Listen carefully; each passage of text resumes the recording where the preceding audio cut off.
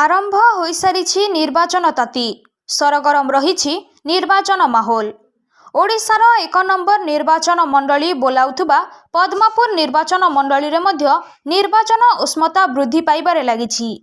BJD रु प्रार्थी किए हेबो ताहा एपर्यंत घोषणा होई नाही, किंतु कांग्रेस और बीजेपी तार प्रार्थी घोषणा करि सारिछि। प्रचार रे समस्तंक आगरे रहिछंती कांग्रेस विधायक प्रार्थी टंकधर साहू।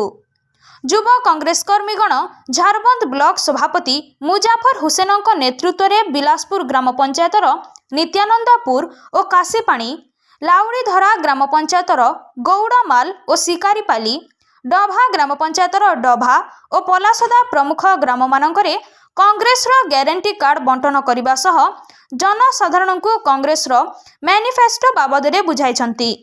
अन्यपटे पद्मपुर निर्वाचन मंडली राजबड़ा संबर ब्लॉक अंतर्गत बोडेन ग्राम पंचायत रे कांग्रेस विधायक प्रार्थी टंकधर साहू निजे घर को घर बुली कांग्रेस मैनिफेस्टो बाबद में बुझाई कांग्रेस ग्यारंटी कार्ड बांटी एवं अंचलर समस्त जनसाधारण को निज हक और निजर अधिकार पाइबा पई कांग्रेस दल को भोट देबाकू अनुरोध करथिले। एही कार्यक्रम में पद्मपुर ब्लॉक सभापति प्रदीप बेहेरा सहित अनेक कांग्रेस कर्मी जोगदे बहुत उत्साहर सहित दल पई प्रचार करथिले।